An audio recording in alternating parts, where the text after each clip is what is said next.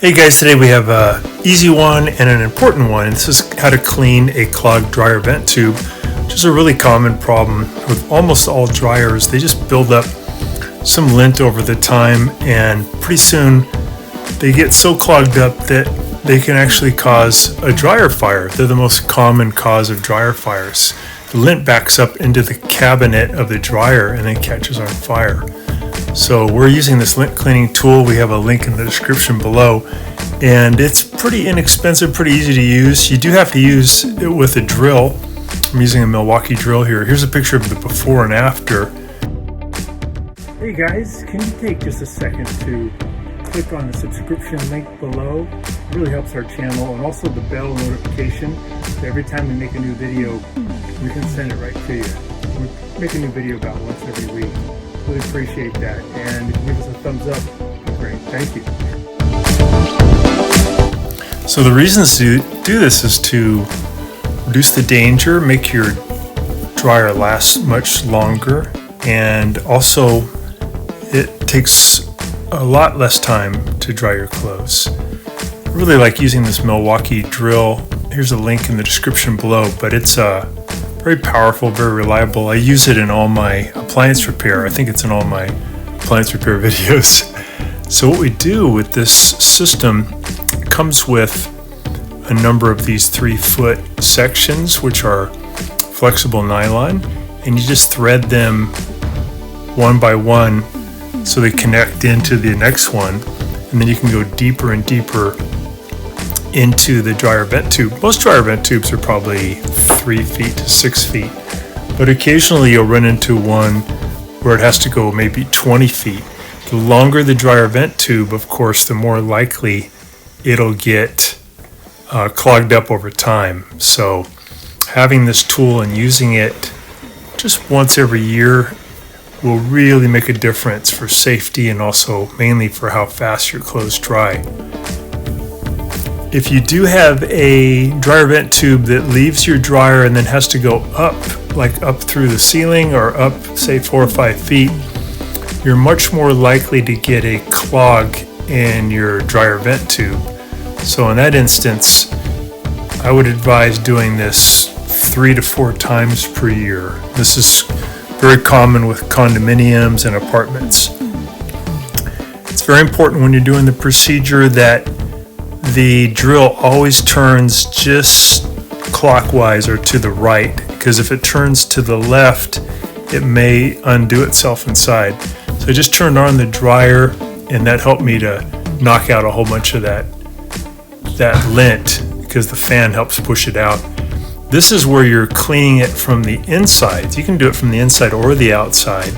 This is on a dryer where the vent tube goes up maybe about 5 feet and then makes a turn. So these are much more apt to get clogged, and again, creates more of a fire danger, but mainly it's going to make your dryer work a lot harder. So your dryer is going to wear out faster, and you're not going to have your clothes dry very fast, so you use up a lot of energy too.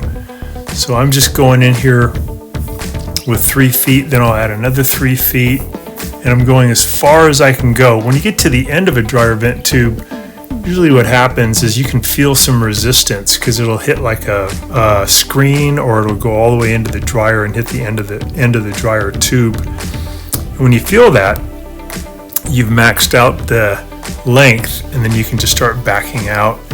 What I do when I back these out is I come back about 3 feet, and then I grab it, and then I reverse my drill so it goes the opposite direction. I have to hold really tight to the one in front, and then that'll help me disconnect the one behind it. And then I take that out of the drill, and I put the drill into the one that I was forward of the one I just removed, and I do the same procedure. You can see a lot of lint coming out of this one. I think I ended up pulling up enough where you could make like a ball the size of a basketball, and that was really reducing the efficiency of this dryer. It did so much better. When you do this part, especially inside, do wear a dust mask, because this stuff, when you use the tool, creates some thick dust, but also some really fine dust that you don't want to breathe in.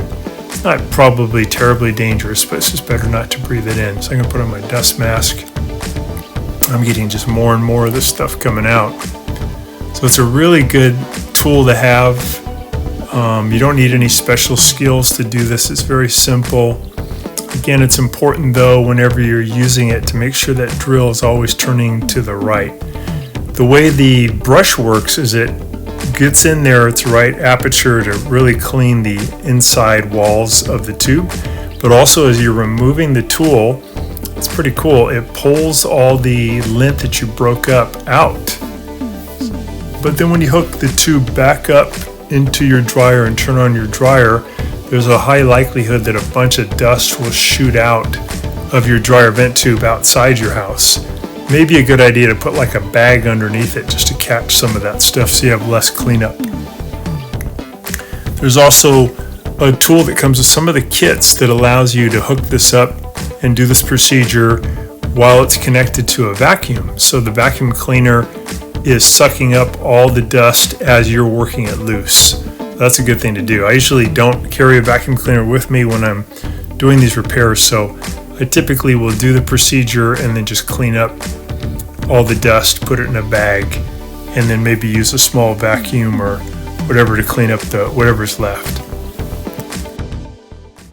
Thanks so much for watching our video.